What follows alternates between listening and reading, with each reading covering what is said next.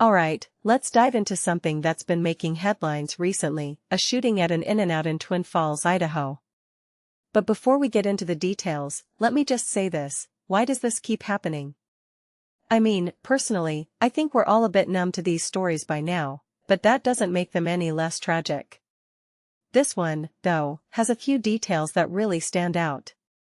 So, let's break it down. First off, the fact that this happened at an In-N-Out, a place that's almost synonymous with family outings and late-night cravings, is just jarring. In-N-Out is one of those brands that feels almost untouchable, right? It's got this wholesome, almost nostalgic vibe. So, when something like this happens there, it feels like a violation of that safe, familiar space. What makes this really interesting is how it shatters that illusion of safety in places we take for granted. I mean, if it can happen here, where can't it happen? Now, let's talk about the numbers: 3 people killed, 5 injured, and the shooter is also dead. One thing that immediately stands out is the chaos of the scene. This wasn't some remote location, it was near a busy shopping area, potentially with hundreds of people around. Imagine being out with your family, grabbing a burger, and then this happens. It's not just the tragedy of the lives lost, it's the ripple effect on everyone who was there.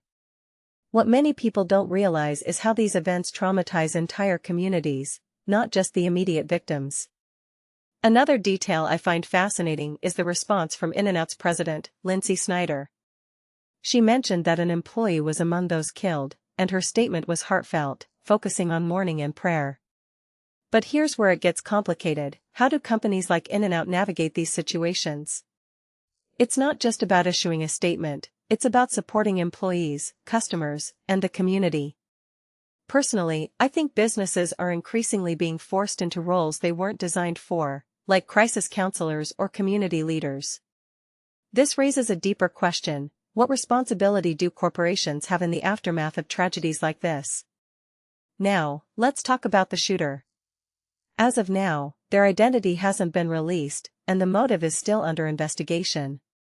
This is where things get speculative, and honestly, a bit frustrating. We've seen this pattern before: a shooting happens, everyone demands answers, and then, silence.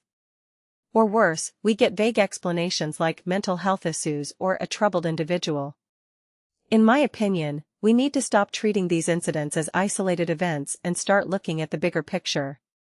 What this really suggests is that there's a systemic issue here, one that goes beyond any single shooter or location. If you take a step back and think about it, this isn't just an Idaho problem or an In-N-Out problem. It's a societal problem.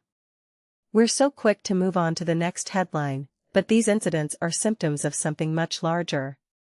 From my perspective, we're failing to address the root causes of violence, whether it's access to firearms, mental health care, or social alienation. And until we do, these stories will keep repeating. So, where does that leave us? Honestly, I don't have all the answers. But what I do know is that we can't keep treating these tragedies as normal. We need to ask harder questions, demand better solutions, and stop accepting this as the status quo. This isn't just about Twin Falls or In-N-Out, it's about all of us. And if we don't start taking it seriously, who's to say where or when it'll happen next?